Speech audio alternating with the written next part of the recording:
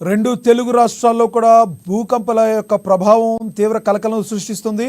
హైదరాబాద్ నగర పరిధిలోని వనస్థలిపురం, హైత్ నగర్తో పాటు రంగారెడ్డి జిల్లాలోని అబ్దుల్లాపేట్ పరిసర ప్రాంతాల్లో భూమి కంపించింది. ఉమ్మడి ఖమ్మం జిల్లాలోని కొత్తగూడెం, మణుగూరు, భద్రాచలం, చెర్ల, చింతకాని, నాగలవంచ ప్రాంతాల్లో ప్రకంపనలు వచ్చాయి. ఇక 3 సెకండ్ల పాటుగా ప్రకంపనలు వచ్చినట్లుగా స్థానికులు తెలుపుతున్నారు. అదేవిధంగా ఆంధ్రప్రదేశ్లో విజయవాడ, విశాఖపట్నం, జగ్గయ్యపేట సహా పలు ప్రాంతాల్లో భూమి కంపించినట్లుగా తెలుస్తుంది.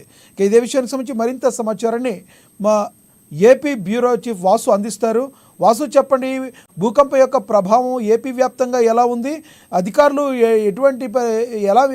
ఏమని చెప్తున్నారు ప్రజలకి? లక్ష్మీనాథ్, ఏపీలో ఉదయం నుంచి కూడా భూ ప్రకంపనలు ప్రజలను భయకంపితం చేయాలని చెప్పొచ్చు. చాలా మంది ఇళ్ల నుంచి బయటకు పరుగులు పెట్టే పరిస్థితి ఏర్పడింది. ఏపీలో చాలా ప్రాంతాల్లో కూడా ఈ భూ ప్రకంపనలు సృష్టించింది. విజయవాడలో కొన్ని సెకండ్ల పాటు ఈ భూమి కంపించిందని కూడా చెప్తున్నారు. ఇక్కడ కూడా భయంతో ప్రజలు బయటకు పరుగులు తీసే పరిస్థితి ఏర్పడింది. జగ్గపేట పరిసర గ్రామాల్లో కూడా భూమి కంపించింది. ఈ ప్రాంతాల్లో కూడా ఈ ప్రకంపనలతో ఎన్టీఆర్ జిల్లా తదితర ప్రాంతాల, గుంటూరు తదితర ప్రాంతాల్లో కూడా ఆ భూమి కనిపించడంతో అందరూ కూడా ఇళ్ల నుంచి బయటికి పరుగులు తీసే ఏర్పడింది. దీంతో అపార్ట్మెంట్ లో ఉన్న వాళ్ళు కూడా కింద దిగిపోయి పరుగులు పెట్టారు. ఉదయం 7:25 నిమిషాల నుంచి 7-8 నిమిషాల మధ్యలో, 1 నిమిషం మధ్యలో 2 నుంచి 3 సెకండ్ల పాటు ఈ భూమి కనిపించినట్టు కూడా చెప్తున్నారు. విశాఖ నగరంలో కూడా సీతమ్మ దార ప్రాంతంలో గతంలో కూడా సీతమ్మ దారిలోనే ఈ భూమి కంపించిన పరిస్థితులు ఉన్నాయి. ఇప్పుడు కూడా సీతమ్మ దారిలో 1-2 సెకండ్ల పాటు భూమి కంపించినట్టు కూడా ప్రత్యక్ష సాక్షులకి చెప్తున్నారు. అదేవిధంగా రాష్ట్ర వ్యాప్తంగా కూడా చాలా ప్రాంతాల్లో, అదేవిధంగా పశ్చిమ గోదావరి జిల్లా ఏజెన్సీ ప్రాంతంలో అయితే ఆ తెల్లవారుజామున 7 గంటల టైంలో కూడా భూమి కనిపించినట్టు చెప్పిన ఏలూరు జిల్లా జంగారెడ్డిగూడెం, జీడిమిల్లి, బొటాయిగూడెం, కోయిలగూడెం తదితర ఏజెన్సీ ప్రాంతాలు, అంటే ఇవన్నీ కూడా తెలంగాణకు బార్డర్, ఖమ్మం జిల్లాకి బార్డర్ ఉన్నటువంటి ప్రాంతాల్లో కూడా భూమి కంపించినట్టు చెప్తున్నారు. ఉదయం 7:30 నుంచి మధ్యలో ఇదంతా కూడా కంపించినట్టు చెప్తున్నారు. స్వయంగా చూసినవాడు జంగారెడ్డి ప్రాంతానికి చెందిన వాడు కూడా ప్రత్యక్ష సాక్షులు కూడా బయటకు వచ్చి చెప్పే పరిస్థితి కనిపిస్తుంది. అదేవిధంగా ఇటీవల మొత్తం ఏపీలో కలిసిన చింతూరు ప్రాంతాల్లో కూడా ఈ భూమి కనిపించినట్టు చెప్తున్నారు. అంటే ఖమ్మం దగ్గరలో ఉన్న చింతూరు ప్రాంతాల్లో కూడా భూమి కనిపించినట్టు చెప్తున్నారు. ఏలూరు పరిసర ప్రాంతాల్లో కొన్ని ఏరియాల్లో కూడా ఈ భూమి కనిపించినట్టు కూడా ఇప్పుడు చాలా ప్రాంతాల్లో అందరూ కూడా బయటకు వచ్చి మేము ఇబ్బంది పడ్డాము, భూమి కనిపించింది 2 సెకండ్ల పాటు కూడా చెప్పే పరిస్థితి కనిపిస్తుంది. మొత్తం రాష్ట్ర వ్యాప్తంగా కూడా ఇటు ఉత్తరాంధ్ర నుంచి, గోదావరి జిల్లాల నుంచి మొత్తం ఏజెన్సీ ప్రాంతం ఖమ్మం బార్డర్ వరకు కూడా ఇదే పరిస్థితి కనిపిస్తుంది. ప్రధానంగా జోన్ 2లో ఉండటం వల్ల తెలుగు రాష్ట్రాల్లో ఎటువంటి ప్రమాదం లేదని కూడా చెప్తున్నారు. ప్రస్తుతం ఈ భూకంపం భూమి లోపల 40 కిలోమీటర్ల లోపల వచ్చిందని కూడా నిపుణులు చెప్పే పరిస్థితి ఏర్పడుతుంది. మన తెలుగు రాష్ట్రాలు ఈ భూకంప ప్రపంచంలో ఎటువంటి నష్టం ఉండదని కూడా ఆ నిపుణులు స్పష్టం చేస్తున్నారు. ప్రధానంగా మనం గమనిస్తే నదీ ప్రవాహ ప్రాంతాల్లోనే ఈ భూ ప్రకంపనలు ఎక్కువగా కనిపించాయని కూడా మనం అర్థమవుతుంది.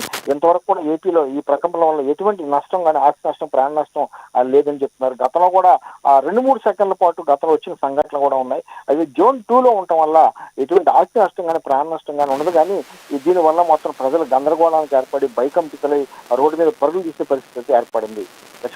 అయితే వాసు, ప్రధానంగా ప్రకృతి విపత్తులు వచ్చి ఇప్పటికే మనకి తెలుగు రాష్ట్రాలు అతలాకుతలం అవుతున్నాయి. తుఫాన్ల సందర్భంగా రైతన్నలు కూడా విపరీతంగా నష్టపోవడం జరిగింది. 2 తెలుగు రాష్ట్రాల నుంచి కూడా విపరీతంగా నష్టపోవడం జరిగింది. ఇలాంటి ప్రకృతి విపత్తుల వలన రానున్న రోజుల్లో ఏమన్నా బలంగా ఏదన్నా జరిగితే ప్రజలు కోలుకునే స్టేజ్ ఉందంటారా? ఎటువంటి పరిస్థితుల్లో ప్రజలు ఉండే అవకాశం ఉంది? వాళ్ళని ఎలాంటి అప్రమత్తం చేసే పరిస్థితుల్లో అధికారులు ఉన్నారు? సహజంగా మనం చూస్తున్నాం, ప్రకృతి వైపరీత్యం అంతా ఎవరి చేతిలో లేనప్పుడు కూడా పర్యావరణంలో వస్తున్న మార్పుల కారణంగా ప్రజలు కారణమవుతున్నారు. ప్రజలు నిపుణులు చెప్పే విధంగా ప్రజలు సరిగా పాటించకపోవడం వల్లే, పర్యావరణానికి ముప్పు వాటియటం వల్లే ఇటువంటి సునామీలు కానీ, లేకపోతే ఈ భూకంపాలు కానీ ఇటువంటివి కూడా వస్తున్నాయి. ఇది కూడా స్వయంగా మానవుడు చేస్తున్నటువంటి తప్పిదాల వల్లే ఇలా జరుగుతున్నాయి కూడా నిపుణులు కూడా చెప్పే పరిస్థితి కనిపిస్తుంది. మనం చూస్తున్నాం ఇప్పుడు సునామీలు, లేకపోతే తుఫాన్లు, భారీ తుఫాన్లు ప్రస్తుతం కూడా గత వారం రోజుల నుంచి కూడా ఏపీలో భారీ వర్షాలు కురుస్తున్నాయి, అకాల వర్షాలు కురుస్తున్నాయి, పంటలు నాశనం అవుతున్నాయి. ఇలాగా ప్రజలు ఇబ్బంది పడే పరిస్థితి కనుక దీనికి ప్రధాన కారణం సమతుల్యత, వాతావరణ సమతుల్యత లోపం వల్లనే ఈ విధంగా జరుగుతున్న నిపుణులు హెచ్చరిస్తున్నారు. ప్రజలు అప్రమత్తమై ఈ లోపాలను సవరించుకుంటే గానీ, వాతావరణ మార్పుల్లోని సమతుల్యతని లోపాలను సవరించుకుంటే గానీ ఈ తరహా ముప్పులు నుంచి బయటపడలేదని కూడా నిపుణులు హెచ్చరించే పరిస్థితి కనిపిస్తుంది. మనం గత కొన్ని నెలల క్రితం విశాఖలో సీతందారులు అవ్వచ్చు, విజయవాడలో వచ్చి కొన్ని ప్రాంతాల్లో భూమి కంపించడం జరిగింది. మళ్ళీ ఇదే ప్రాంతాల్లో కూడా భూమి మళ్ళీ కంపించడం జరిగింది. అయితే వాళ్ళ ఏపీలో చాలా ప్రాంతాల్లో ఆ మొత్తం కూడా కృష్ణా జిల్లాతో పాటు చాలా ప్రాంతాల్లోనూ అటు ఉమ్మడి కృష్ణా జిల్లాను, ఇటు ఉమ్మడి విశాఖపట్నం జిల్లాలు, లేదా ఉత్తరాంధ్ర జిల్లాలు, ఇలాగ అనేక ప్రాంతాల్లో గోదావరి జిల్లాలు అంటే ఖమ్మం బార్డర్గా ఉండేటువంటి గోదావరి చింతలపూడి వంటి ప్రాంతాల్లో కూడా భూమి కనిపించడం జరిగింది. ఏదైనప్పటికీ కూడా ప్రజలు అప్రమత్తంగా ఉండాలి. ప్రజలు ఈ వాతావరణ సమతుల్యతను కాపాడుకోవాలని కూడా నిపుణులు అయితే హెచ్చరించే పరిస్థితి కనిపిస్తుంది. Thank you Vasu.